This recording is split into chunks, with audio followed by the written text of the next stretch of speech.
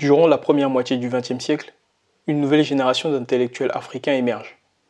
Formés par l'instruction primaire et secondaire coloniale d'abord, puis dans les universités occidentales pour certains, ils seront les moteurs des mouvements d'indépendance qui montent partout en Afrique. On peut citer Kwame Nkrumah au Ghana, Ahmed Sékou Touré en Guinée, Julius Nyerere en Tanzanie, Jomo Kenyatta au Kenya ou encore Emery Patrice Lumumba au Congo.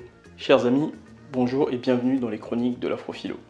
Si vous aimez ce que nous faisons et que vous n'êtes pas abonné, abonnez-vous. Activez les notifications en cliquant sur la cloche afin de recevoir toutes nos vidéos. Laissez un pouce bleu et partagez. C'est parti.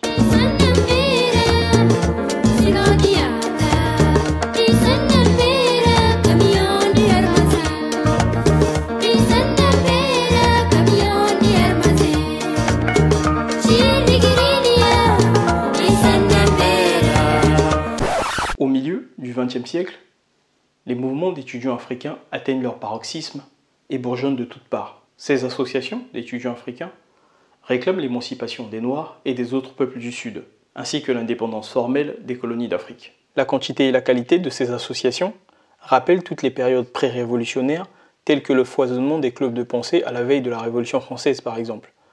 On peut citer la WASU, la West African Student Union, la FEANF, la Fédération des étudiants africains noirs de France et toutes les associations nationales affiliées, Fédération des étudiants maghrébins, etc.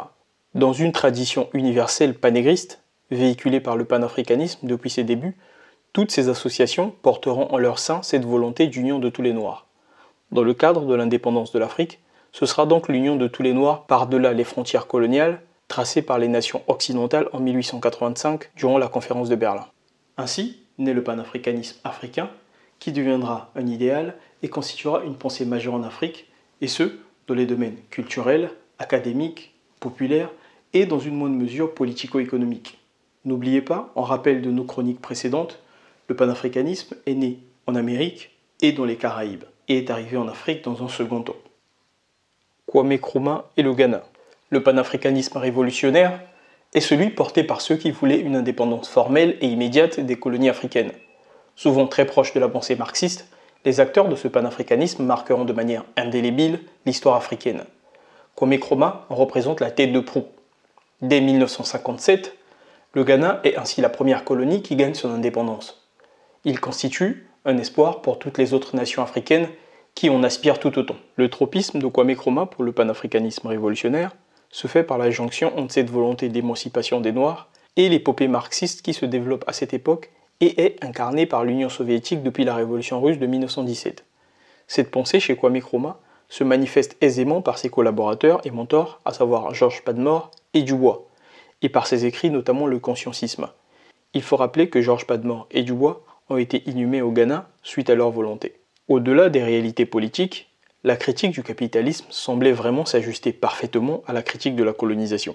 Il faut rappeler Lénine et son ouvrage publié en 1917, L'impérialisme, dernier stade du capitalisme, qui trouve une suite logique dans l'esprit de Kwame Nkrumah, puisque celui-ci publiera en 1965 son ouvrage Le néocolonialisme, dernier stade de l'impérialisme. Ce passage de relais de Dubois à Nkrumah marque symboliquement et localement le passage d'un panafricanisme américano-caribéen à un panafricanisme africain. Il faut rappeler que les deux hommes travaillaient sur la construction d'un projet d'encyclopédie universelle et panafricain qui ne verra jamais le jour suite à la disparition de Dubois. Dommage. Toute sa vie, Nkrumah nourrira l'idée d'une union de toutes les nations d'Afrique. Son action majeure pour la création de l'OUA, Organisation de l'Union africaine, créée en 1963, en fut une manifestation. Mais celle-ci ne tint pas face aux nouveaux particularismes qui explosèrent à la suite des indépendances. L'assassinat de Lumumba ou la déception de l'ancien Congo belge. Depuis le XVe siècle, le cœur de l'Afrique, tout comme le cœur de l'Amérique, fait l'objet de fantasmes d'enrichissement de la part des Européens. Au milieu du XXe siècle, dans ce bassin forestier et dans les plateaux environnants, les nouvelles technologies et techniques d'exploration permettront de découvrir puis d'exploiter cet accident géologique qu'est la République démocratique du Congo, anciennement Congo belge. Des quantités inestimées de matières premières minérales diverses gisent dans le sous-sol de ce pays. Un demi-siècle avant, le roi Léopold II de Belgique, qui en pressentait les potentiels, en avait déjà fait son terrain de culture de caoutchouc et d'autres plantes indispensables à une industrialisation européenne en plein essor. Les malheurs de ce pays immense et ses centaines de peuples ethniques débutaient et continuent encore hélas jusqu'à nos jours. Suite à l'indépendance du Congo belge en 1960, la nouvelle puissance coloniale américaine, sous couvert d'un internationalisme qui est devenu sa marque de fabrique, joue le rôle néocolonial à côté de la Belgique et en face de la France. Il subventionne, soutient, manipule, défait et divise, au gré de ses intérêts, dans la pure tradition néocoloniale. C'est dans ce contexte qu'est assassiné Emery Patrice Lumumba. À l'image de Kwame Nkrumah, s'il n'est pas totalement communiste, il se rapproche du bloc de l'Est et, comme la grande majorité des leaders africains de cette époque, éprouve une sympathie pour les mouvements socialistes. Déterminé, il demandait à l'autorité coloniale belge une indépendance totale et immédiate. Par ces faits, il appartient à ce panafricanisme révolutionnaire. La FEANF, héritière de la vision panafricaine de Kwame Nkrumah. L'assimilation est une impasse. Elle ne résout rien. De plus, c'est un crime contre l'humanité. Il ne reste donc aux peuples colonisés qu'à lutter pour leur indépendance. Cette indépendance doit être notre objectif numéro 1. Et elle ne peut se réaliser que si toutes les forces africaines mobilisées s'y emploient. Cette mobilisation générale elle-même n'est possible que dans le cadre d'un large mouvement à l'échelle de l'Afrique noire.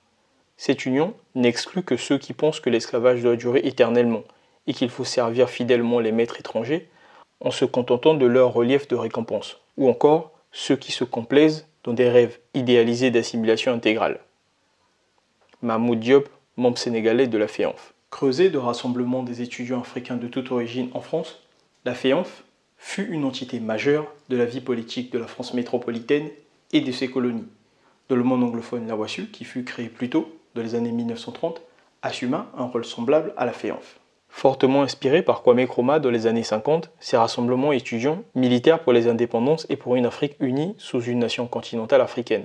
Ainsi, dans son ouvrage, dont je vous ai déjà parlé dans les conseils de lecture précédents et qui rappelle cette période, la FEANF et les grandes heures du mouvement syndical étudiant noir, Charles Diané, ancien vice-président de la FEANF, écrit ceci. Le discours de Kwame Nkrumah, le jour de l'indépendance du Ghana, demeure le leitmotiv du nationalisme africain, plus particulièrement celui des étudiants. Mais la vision de Kwame Nkrumah est au-delà du nationalisme. Pour lui, l'indépendance du Ghana est le prélude à la réalisation de l'unité et de la liberté de tout le continent.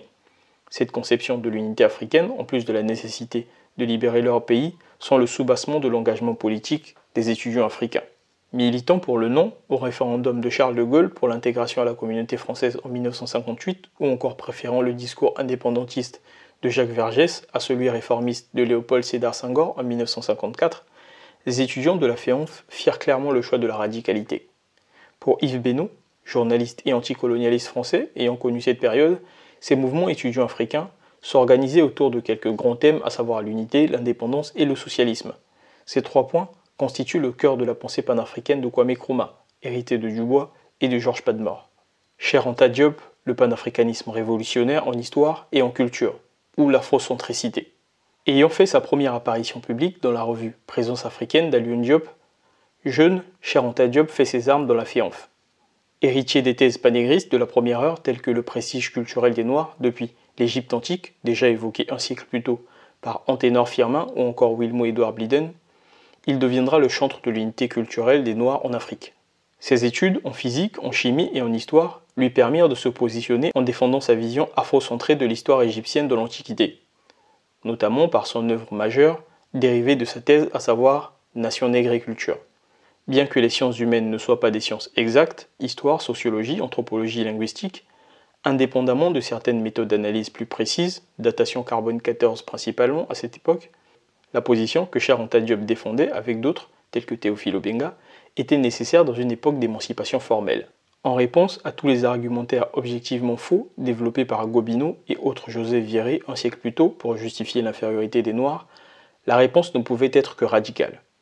Aujourd'hui, on assiste malheureusement, dans certains milieux panafricains, à une dévotion sans limite pour l'œuvre souvent partiellement connue de Cher Anta Diop, transformant ce brillant scientifique multitâche en saint ou en gourou. Cela n'est pas nécessaire car, comme tout travaux scientifiques, le sien y compris peut faire l'objet d'amélioration et de dépassement. Il s'agit cependant pour ses héritiers de suivre ses conseils dans la recherche de la vérité en utilisant les moyens scientifiques à nos dispositions actuellement pour affirmer, infirmer et faire évoluer ces thèses à l'orée des nouvelles techniques de datation, de génétique, voire de linguistique. Le champ archéologique est encore sous-exploré en Afrique aujourd'hui. Plusieurs ouvrages de Cher Anta Diop soulignent clairement son tropisme pour le panafricanisme révolutionnaire. l'idée d'une Afrique qui doit s'unir politiquement est développée dans les fondements économiques et culturels d'un État fédéral d'Afrique noire, celle de la préexistence d'une unité culturelle de l'Afrique, dont Nation et Agriculture, l'unité culturelle de l'Afrique, ou encore dans le chapitre qui lui est dédié dans l'histoire générale de l'Afrique. Tome 2, l'Afrique ancienne, chapitre 1, origine des Égyptiens anciens, sous la direction de l'UNESCO. Sur le plan politique, dans le sillage de la FEANF, Cheikh Anta Diop fut secrétaire général des étudiants du RDA, Rassemblement démocratique panafricain d'Houphouët-Boigny, entre 1950 et 1953, une période trouble pour le RDA. En effet, contrairement à l'UPC camerounais et l'Union démocratique sénégalaise, le RDA changea de cap en 1950 après le retournement de son président Houphouët-Boigny qui rejoignit le camp réformiste en trahissant sa base PDCI-RDA, associée au Parti communiste français, sur ordre de Mitterrand, ministre d'Outre-mer pour ne pas dire des colonies, et René Pleven, président du Conseil. Suite aux indépendances, Cheikh Anta Diop sera l'opposant institutionnel principal au réformiste et très francophile chantre de la négritude, Léopold Sédar Senghor, dans la vie politique sénégalaise. Sankara, l'héritage. Thomas Sankara, l'homme intègre du Burkina Faso, marque probablement la plus haute manifestation de l'héritage du panafricanisme révolutionnaire en Afrique. Ce président militaire en transpirait par tous ses pores. Incarnant et possédé par le désir de justice sociale, il fut simple par sa vie, car mort sans richesse notable, violent par les injonctions du réel, car obligé de purger les ennemis de la révolution pour la sauver, et pur par sa naïveté, car il aurait pu anticiper son assassinat et agir par prévention. Ses discours progressistes, d'union, d'indépendance, d'émancipation aussi bien économique que politique, étaient les derniers cris étouffés de panafricanisme révolutionnaire arrivé à son crépuscule en cette fin des années 1980. Désormais, cette vision de l'Afrique noire se perdra progressivement dans les particularismes régionaux, claniques et ethnotribaux, avec en arrière-plan les manipulations néocoloniales de toute nature, dans une Afrique idéologiquement orpheline dans laquelle nous vivons encore aujourd'hui. Merci d'avoir suivi cette vidéo. Une fois de plus, si vous aimez ce que nous faisons et que vous n'êtes pas abonné, abonnez-vous. Moi je vous dis à bientôt pour un nouvel épisode.